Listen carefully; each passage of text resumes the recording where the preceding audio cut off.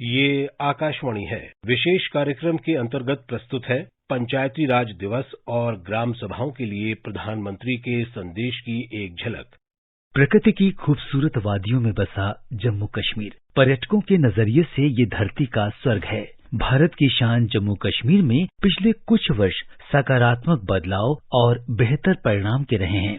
प्रगति और तरक्की के रास्ते पर चलकर जम्मू कश्मीर ने संभावनाओं के नए द्वार खोले हैं। अब वहाँ विश्वास है, विकास की रफ्तार है और साझा प्रयास से बेहतर कल की आस है।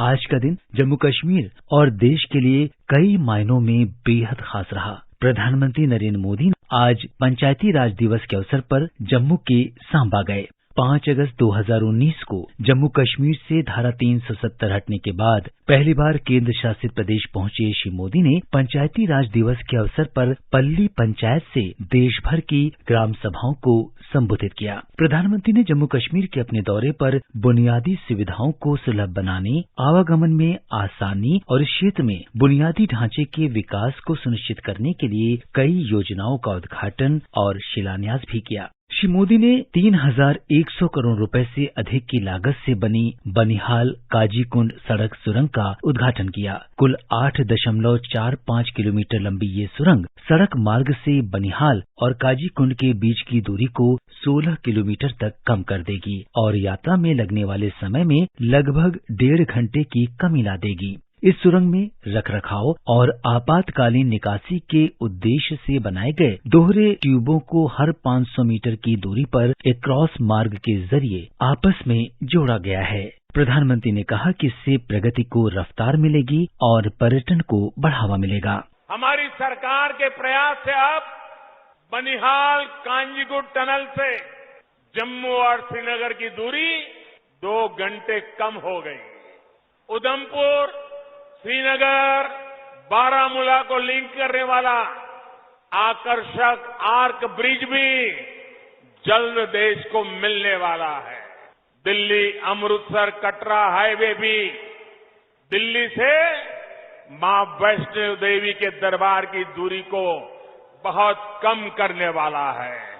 और वो दिन दूरा नहीं होगा जब कन्याकुमारी की देवी वैष्णो देवी से एक सड़क से मिलने वाले हैं। दोस्तों, जम्मू कश्मीर हो, लेह लद्दाख हो, हर तरफ से एक कोशिश की जा रही है कि जम्मू कश्मीर के ज्यादातर हिस्से 12 महीने देश से कनेक्टेड हो।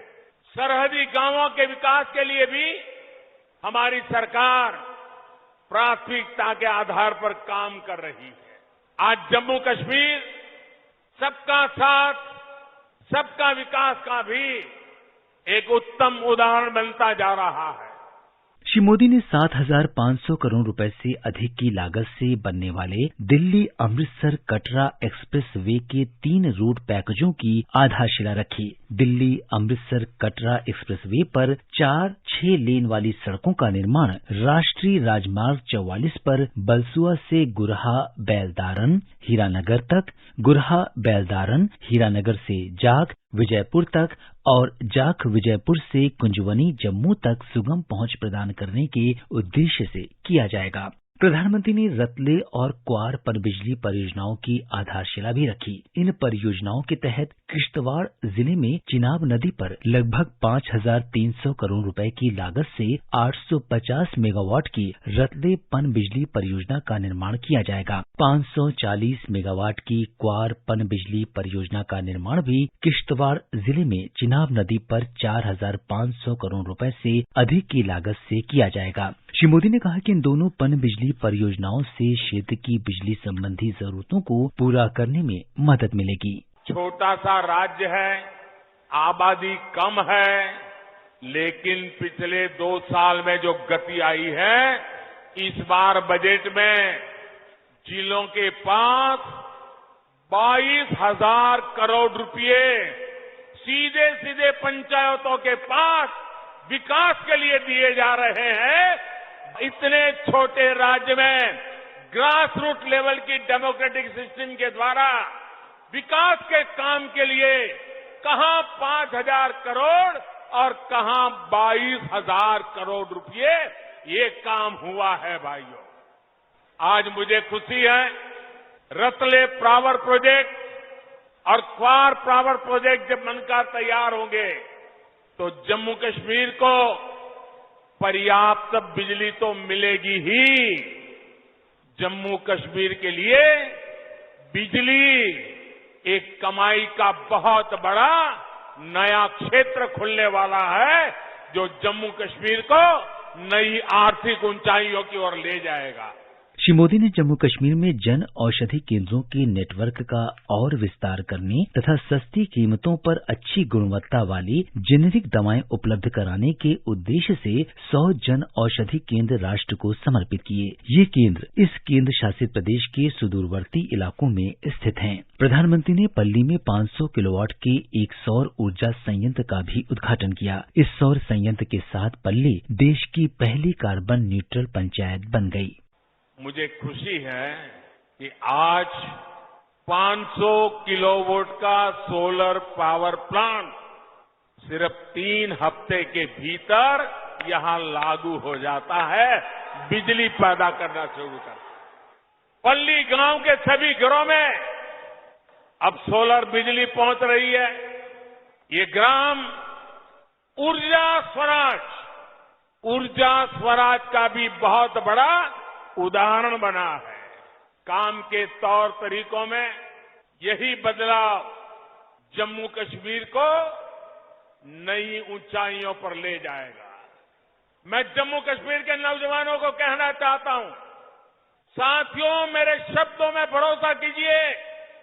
घाटी के नौजवान आपके माता पिता को, आपके दादा दादी को, आपके नाना नानी को जिन मुसीबतों से जिंदगी जीनी पड़ी, मेरे नौजवान आपको कभी भी ऐसी मुसीबतों से जिंदगी जीनी नहीं पड़ेगी। ये मैं करके दिखाऊंगा, ये मैं आपको विश्वास दिलाने आया हूं। बीते 8 सालों में एक भारत श्रेष्ठ भारत के मंत्र को मजबूत करने के लिए हमारी सरकार ने दिन रात काम किया है। जब मैं एक भारत श्रेष्ठ भारत की बात करता हूं तो हमारा फोकस कनेक्टिविटी पर भी होता है, दूरियां मिटाने पर भी होता है। दूरियां चाहे दिलों की हो, भाषा व्यवहार की हो या फिर संसाधनों की, इनको दूर करना आज हमारी बहुत बड़ी प्राथमिकता है। हमारे जम्मू संवाददाता आर.के. रैना ने बताया कि इसके व्यापक मायने हैं। प्रधानमंत्री नरेंद्र मोदी ने आज सांबा जिले की पल्ली पंचायत में 20,000 करोड़ रुपए से अधिक की कई विकास परियोजनाओं का उद्घाटन किया और शिलान्यास रखा। इनमें बालिहाल काजीगुंड सुरंग का उद्घाटन और रेती और क्वार पन बिजली प्रोजेक्टों का शिलान्यास शामिल है। इसके अतिरिक्त प्रधानमंत्री ने अमृत सरोवर अभियान को भी शुरू किया, जिसके अंतर्गत देश के हर एक जिले में 75 अमृत सरोवर विकसित किए जाएंगे। आज राष्ट्रीय पंचायत राज दिवस के अवसर पर सांबा जिले की पल्ली ग्राम पंचायत से देश भर की ग्राम पंचायतों को संबोधित करते हुए प्रधानमंत्री ने आज के दिन को जम्मू कश्मीर की विकास यात्रा का एक अहम पड़ाव करार दिया। प्रधानमंत्री ने आज ही सांबा जिले की पल्ली पंचायत में 2 करोड़ 75 लाख रुपए की लागत से तैयार किए गए सौर ऊर्जा संयंत्र का उद्घाटन भी किया। 500 किलोवाट की क्षमता वाले इस संयंत्र की खास बात यह है कि इसे मात्र 18 दिनों के अंदर अंदर तैयार किया गया है और इस सौर ऊर्जा संयंत्र के द्वारा पल्ली पंचायत के 340 घरों को बिजली उपलब्ध करवाई जा रही है। केंद्रीय विज्ञान और तकनीकी मंत्रालय की विशेष पहल द्वारा रिकॉर्ड समय में तैयार किया गया ये सौर ऊर्जा संयंत्र नवीनकरण ऊर्जा का इस्तेमाल करके पल्ली पंचायत के घरों को स्वच्छ बिजली आपूर्ति सुनिश्चित कर रहा है। केंद्र सरकार के ग्राम ऊर्जा स्वराज कार्यक्रम के तहत मॉडल पंचायत पल्ली के 340 घरों में कुल 6,408 वर्ग मीटर क्षेत्र में लगाए गए 1500 सौर पैनलों से स्वच्छ बिजली मिलेगी। इस परियोजना से उत्पन्न बिजली को स्थानीय पावर ग्रिड स्टेशन के माध्यम से 2000 यूनिट की दैनिक आवश्यकता वाले गाँवों में वितरित किया जाएगा। इस सौर ऊर्जा संयंत्र के शुरू होने से सांबा जिले की पल्ली ग्राम पंचायत को देश की पहली कार्बन मुक्त पंचायत बनने का गौरव प्राप्त हो गया है।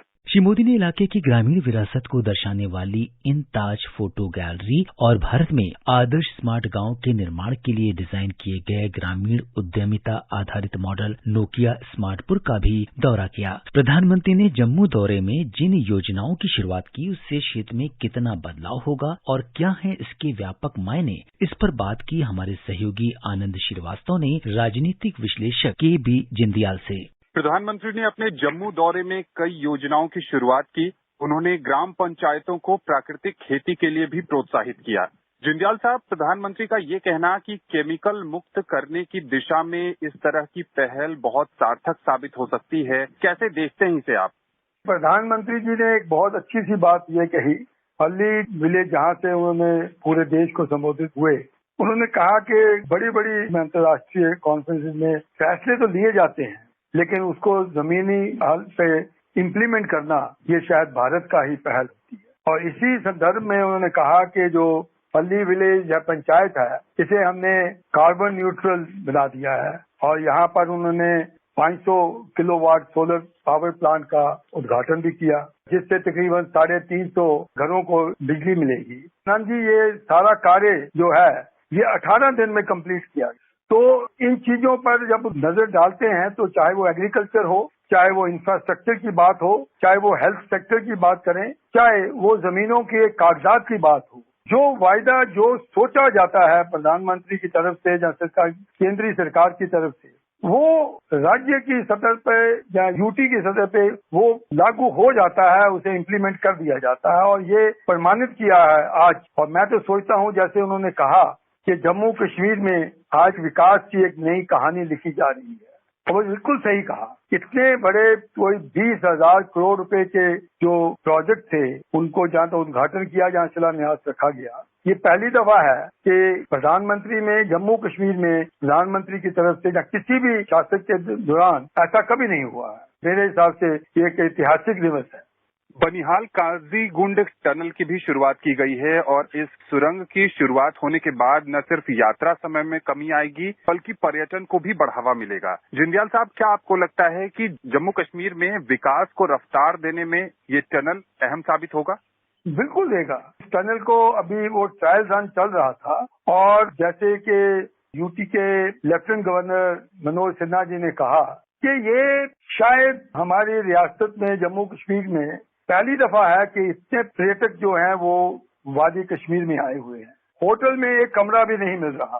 इस टनल के शुरू होने से जम्मू से श्रीनगर की जो ट्रैवल टाइम है वो 5-6 घंटे में पहुंच जाएंगे। तो मेरा ख्याल है कि इसका तो पर्यटन के हिसाब से तो बहुत होगा ही, लेकिन आर्थिक विकास का जो है उसकी गतिविधि में बहुत तेजी आएगी और हमारे समाज के हर शोबे से ताल्लुक रखने वाले जो लोग हैं, चाहे वो ट्रेडर हैं, चाहे वो ब्यूरोक्रेट हैं, सिविल सर्वेंट हैं, या किसी की कोई परेशानी होती है, वो सुबह जम्मू से श्रीनगर जा सकता है और शाम को घर वापस आ सकता है और वहीं से श्रीनगर से जम्मू आ सकता है और जम्मू से शाम को घर पहुंच जाता है। ये सुविधा कभी सोची भी नहीं जा सकती थी।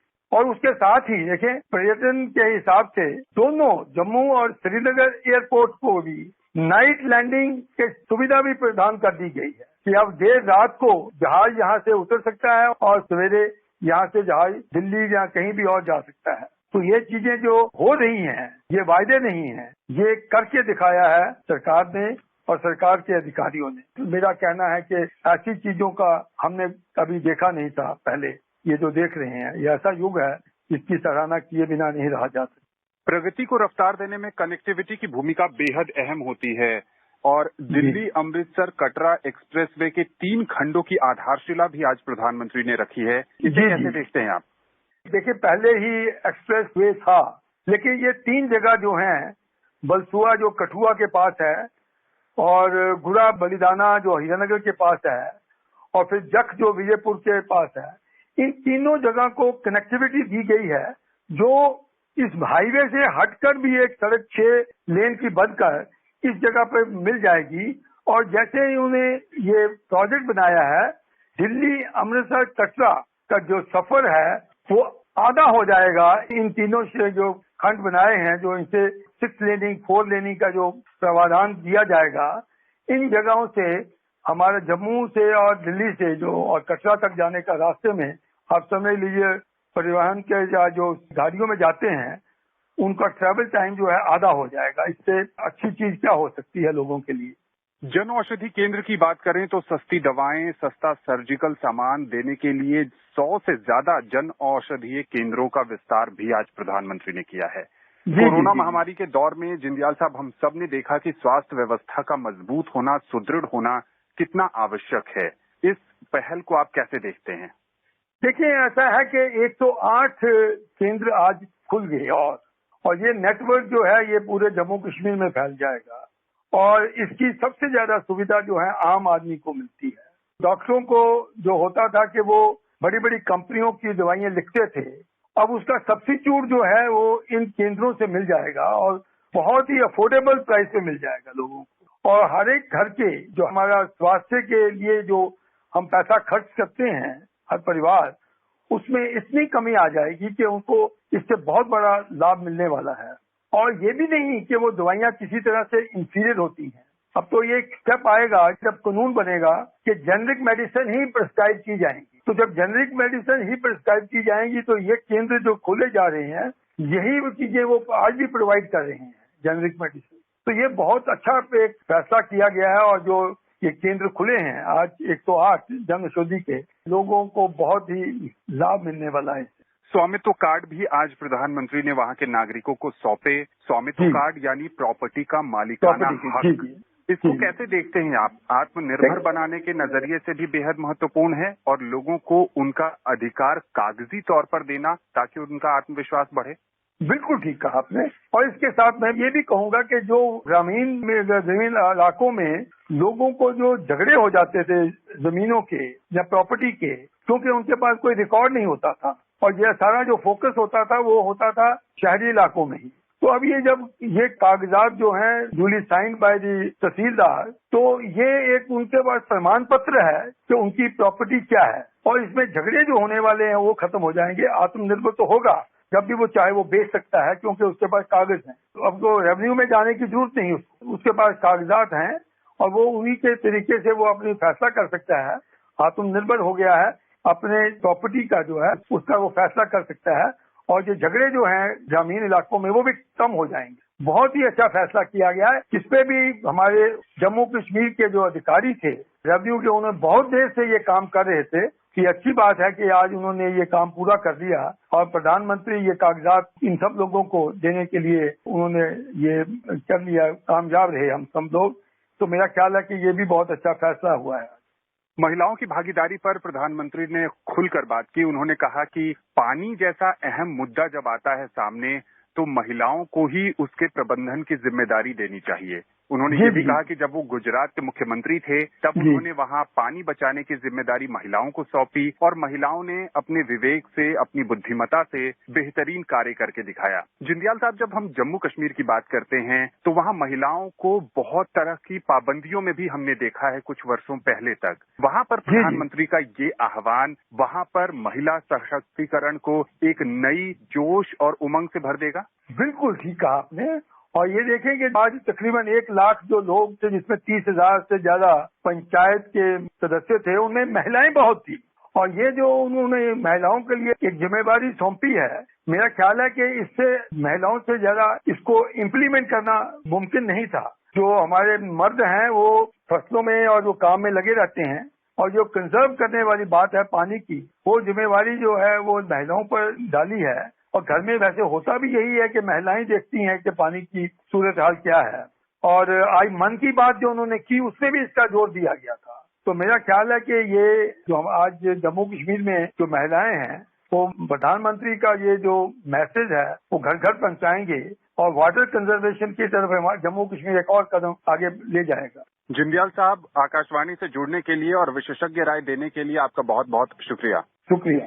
सरकार की सोच और नए भारत के निर्माण की दिशा में उठाए गए कदमों से जम्मू कश्मीर में नई रवानगी महसूस की जा रही है। अंतर्राष्ट्रीय मंचों पर भी सकारात्मक संदेश गया है। प्रधानमंत्री के जम्मू दौरे के विविध मायनों पर हमारे सहयोगी आनंद श्रीवास्तव ने बातचीत की वरिष्ठ पत्रकार और राजनीतिक विश्लेषक अजय कौल से। आतंकवादी गतिविधियों से परेशान रहे जम्मू कश्मीर में एक नए भारत को महसूस किया जा रहा है। कौल साहब आपसे ये भी समझना चाहेंगे कि जिस ढंग से आज प्रधानमंत्री की जनसभा में जनसमूह उमड़ा और उसमें हजारों की तादाद में महिलाओं की भी हिस्सेदारी थी, ये एक नया जम्मू कश्मीर देखने को मिल रहा है। प्रधानमंत्री नरेंद्र मोदी का जो न्यू इंडिया का विजन है, उसकी झलक आज भी देखने को मिली और ऐसा लग रहा है कि आने वाले समय में एक नए विकास और प्रगतिशील जम्मू कश्मीर का चेहरा इस देश को देखने को मिलेगा। क्या कहेंगे आप? ये पहले देखता है कि ये जैसे आर्टिकल 370 2019 में जब से खत्म किया गया, तब से ये प्रधानमंत्री की पहली यात्रा है जो पॉलिटिकल यात्रा है। बॉर्डर एरिया में तो वो गए हैं, लेकिन पॉलिटिकल यात्रा और पॉलिटिकल रैली ये पहली थी उसके बाद। तो उसमें इतने सारे लोग आना, जैसे प्रधानमंत्री जी ने खुद ही बोला कि जहां जहां तक नजर जा रही है वहां तक लोग बैठे हैं, औरतें मर्द सब लोग। और इस एरिया की मैं और भी खासियत बता दूं कि ये जस्ट पाकिस्तान से लगता हुआ, पाकिस्तान से कुछ ही किलोमीटर दूर है ये एरिया सांबा, जहाँ पे प्रधानमंत्री जी की रैली हुई। तो वहाँ पे इतने लोगों का जमावड़ा, इतने लोगों का आना प्रधानमंत्री को सुनना और देखने के लिए, ये खुद में एक सक्सेस कहता है अबाउट दिस रैली की। सरकार की नीतियों की वजह से अंतर्राष्ट्रीय मंचों पर भी पिछले कुछ वर्षों में जम्मू कश्मीर की बेहतर छवि बनी है और वहां संयुक्त अरब अमारात की तरफ से निवेश भी हो रहा है। कैसे देखते हैं इस पूरे परिप्रेक्ष्य को आप? ये तो बहुत बड़ा बदलाव है, मतलब ये पूरा टर्न अराउंड है। जब हम देखते थे ओवर लास्ट सेवरल डिकेड्स, जब हम देखते थे कि जैसे यूएई की बात की आपने, बिजनेस डेलीगेशन आया था, तो पहले ये वहां पे एक नैरेटिव था कि कश्मीर में आजादी की जंग है और वहां पे ऑपरेशन है, पता नहीं क्या क्या, वो सब चीजें चलती रहती थी। लेकिन वो नैरेटिव चेंज होके आप देखिए कि यूएई एक बहुत इम्पोर्टेंट गल्फ कंट्री है, अरब कंट्री है। तो वहां से एक बिजनेस डेलीगेशन आके वहां पे 2-3 दिन बिताना और वहां पे बिजनेस की जो पॉसिबिलिटीज है कॉमर्स की, उसको तलाशना, खुद में ही इतनी बड़ी डेवलपमेंट है कि कितना टर्न अराउंड हुआ है, कितना बदलाव हुआ है कुछ सालों में। बतौर पत्रकार और विश्लेषक आपने चीजों को बहुत करीब से बदलते हुए देखा है, महसूस किया है। 2019 में जब संवैधानिक सुधारों की शुरुआत की थी सरकार ने, उसके बाद से जमीनी स्तर पर और लोगों के जीवन शैली के स्तर पर कितना सकारात्मक बदलाव आपने देखा? जम्मू एंड कश्मीर को करीब 25 साल से मैं ट्रैक कर रहा हूँ एज ए जर्नलिस्ट। तो जैसे मैंने बताया 2019 में जब आर्टिकल 370 खत्म किया गया, उसके बाद एक नई चेतना, नई जोश वहां पे लोगों में आया है। तो जो 370 एक था आर्टिकल जो वहां पे लागू था, ये एक मेंटल ब्लॉक था 70 सालों से कि वहां पे एक माना जाता था कि कश्मीर के लोग या कश्मीर या जम्मू एंड कश्मीर पूरी तरह इंटीग्रेट नहीं हुआ है भारत के साथ। तो ये एक मेंटल ब्लॉक मोर था देन फिजिकल और अदर ब्लॉक्स। वो जो संवैधानिक एक ब्लॉक था ही, तो वो जो मेंटल ब्लॉक हट गया, तो अब ये खुले तौर पे, अब जैसे आप देख रहे हो कि जो सारी सेंट्रल गवर्नमेंट स्कीम्स इमीडिएटली जाके वहां पे इम्प्लीमेंट हो जाती है। पहले ये होता था कि सेंट्रल गवर्नमेंट यहाँ पे कोई लॉ पास करती थी या कोई स्कीम अनाउंस करती थी, फिर वहां पे स्टेट असेंबली उसको अडॉप्ट करती या नहीं करती, रिजेक्ट करती।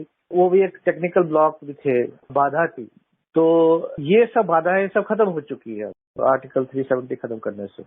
जम्मू कश्मीर में सरपंचों पर कई बार हमले भी हुए, उनको मुश्किल परिस्थितियों का भी सामना करना पड़ा। ऐसे में पंचायती राज दिवस जैसे अहम अवसर पर प्रधानमंत्री का ग्राम पंचायत के सदस्यों से बातचीत करना, उनका हौसला बढ़ाना, क्या ये नापाक हरकत करने वालों को कड़ा संदेश भी है? ये बहुत बड़ा संदेश है। आप जैसे देखते हैं कि प्रधानमंत्री जी का ग्रास रूट लेवल की डेमोक्रेसी, प्रधानमंत्री मोदी जी की जो पंचायती राज को स्ट्रेंथन करना, जो कि नींव है डेमोक्रेसी की, वो मानी जाती है, उस पर इतना जोर देना, और पर्टिकुलरली जम्मू कश्मीर में इतना जोर दिया गया। ब्लॉक डेवलपमेंट काउंसिल के इलेक्शंस हुए, पंचायती राज इलेक्शंस कराए गए, जबकि पाकिस्तान जो समर्थित आतंकवादी है या पाकिस्तान जो वहाँ पे अड़चने डालते रहते हैं या धमकियां देते हैं कि आप मत लड़िए, कैंडिडेट को धमकाया जाता है, उनको मारा जाता है, या अभी जैसे आपने मेंशन किया कि जो सरपंच बने हैं उनको भी मारा गया या उनको धमकाया जाता है। तो पाकिस्तान की ये कोशिश रहती है कि लोग इंडियन डेमोक्रेटिक सिस्टम में पार्टिसिपेट ना करे, उनसे दूर रहे, ताकि वो अपना प्रोपेगेंडा चालू रखते रहे। तो इसमें प्रधानमंत्री जी जाके वहाँ पे पंचायती राज के बारे में बोलना और उस दिन में रैली करना वहाँ पे, जैसे मैंने पहले ही कहा कि ये पाकिस्तान के जस्ट निकट ही है एरिया, तो वहाँ से जाके एक संदेश देना, पाकिस्तानी जो वहाँ से समर्थित है, जो वहाँ पे गड़बड़ियां फैलाना चाहते हैं या डेमोक्रेसी को अंडरमाइन या वो कराना चाहते हैं जम्मू कश्मीर में, उनके लिए संदेश है वो इस तरह। प्रधानमंत्री के दौरे से ठीक पहले कुछ दिन और आज सुबह भी कई तरह के धमाकों के जुड़ी खबर आई। ऐसा भी कहा गया कि आतंकवादी इस जगह को अस्थिर करने की कोशिश कर रहे हैं। इन सब के बावजूद प्रधानमंत्री का वहां जाना और सरकार का कई मंचों से ये कहना कि आतंकवादी गतिविधियों से हमें डरने की आवश्यकता नहीं है, सेना के जवान मुंहतोड़ जवाब दे रहे हैं, अगर हमारी तरफ नापाक आंखें तरेरी गईं तो हम उसका माकूल जवाब देंगे। ये जो नैरेटिव सेट किया है मौजूदा सरकार ने, उसका कितना बदलाव आप वहां के लोगों में देख रहे हैं? क्योंकि जहां भी इस तरह की गतिविधियां होती हैं, जो सामान्य जनजीवन होता है वो बहुत डरा सहमा सा हो जाता है। वहां के लोग बहुत डर जाते हैं, सहम जाते हैं, उन्हें लगता है कि कभी भी कुछ भी हो सकता है। लेकिन जब सरकार इस आक्रामक अंदाज में दुश्मनों का मुंहतोड़ जवाब देने की कोशिश में लगी है, तो वहां के लोगों की राय क्या बदली है? नहीं, मैं तो ये मानता हूँ कि जो मोदी सरकार है और जो एनएसए है, बाकी सब लोग सुरक्षा मामलों में लगे हुए हैं। ये सिर्फ बोलते नहीं है कि हम आतंकवाद को मुंहतोड़ मुकाबला करेंगे या जवाब देंगे। ये सरकार कर रही है, मतलब ये डे टू डे में हो रहा है वहाँ पे। जैसे आपने 2 दिन पहले की बात की, वहाँ पे जो पाकिस्तानी जो आतंकवादी इन्फिल्ट्रेट करके आए थे, बहुत बड़ा अटैक करने वाले थे। उनका प्लान, कुछ साजिशें थी, उनके पास सुसाइड वेस्ट मिले हैं, उनको मारा गया। लेकिन उससे पहले कि वो कुछ कर पाते, उनको सुरक्षा बलों ने ट्रैक डाउन करके मार गिराया। तो उनकी जो नापाक इरादे थे उनको नाकाम कर दिया। बाकी आपने जो लोगों की बात की है, मैं मानता हूँ, जैसे मैंने कहा कि मैं कश्मीर JNK को बहुत ट्रैक कर रहा हूँ 25 सालों से, तो अभी लोगों का समर्थन है सरकार के साथ, सुरक्षा बलों के साथ अगेंस्ट आतंकवाद। मैं बोलता हूँ कि मेजॉरिटी 95% लोग, उससे ज्यादा लोग चाहते हैं कि आतंकवाद वहाँ पे ना हो, पीस हो, डेवलपमेंट हो। इसके उदाहरण मैं आपको देता हूँ कि मैं कई बार बोल चुका हूँ कि देखो, अगर कहीं पे 3 आतंकवादी छुपे हुए हैं किसी डिस्ट्रिक्ट के गांव में, तो वहाँ अगर सुरक्षा बलों को उसके बारे में जानकारी मिलती है, वो कौन लोग देते हैं? वो लोकल लोग देते हैं। तो इससे क्या पता चलता है? इससे पता ये चलता है कि लोकल लोग चाहते हैं कि सुरक्षा बल आए और इन आतंकवादियों का खात्मा करे। तो मैं उस पैरामीटर से देखता हूँ कि लोगों का आतंकवाद से मन खत्म है, वो चाहते हैं ये खत्म हो, पीस हो, डेवलपमेंट हो। तो आखिर कौन नहीं चाहता है कि डेवलपमेंट हो उनकी लाइफ में? प्रधानमंत्री का अपने संबोधन में ये कहना कि आपके दादा नाना ने जो कठिन जीवन जिया वो भी हम समझते हैं, लेकिन मैं आपको आश्वस्त करता हूं कि वो कठिन समय आपको नहीं देखने को मिलेगा। सरकार पूरी कोशिश कर रही है कि आप उसी तरह जीवन जी सकें जैसा देश के दूसरे हिस्सों के लोग जी रहे हैं। ये एक तरह का इमोशनल कनेक्ट है जम्मू कश्मीर के लोगों के साथ। बहुत बड़ा मैसेज है ये, और जैसे बोला इमोशनल मैसेज है, आशा जगाने वाली मैसेज है, क्योंकि लोग वहाँ पे, उनको लगता है कि हमारा फ्यूचर कुछ है ही नहीं, बस यही खून खराबा और खून खराबा और खून खराबा। तो ये बहुत बड़ा एक मैसेज दिया प्रधानमंत्री मोदी जी ने कि जो आप लोग हैं और आपके जो आने वाले नस्लें हैं उनको वो सब नहीं भुगतना पड़ेगा। एक बहुत बड़ी आशा जगाने वाली मैसेज है।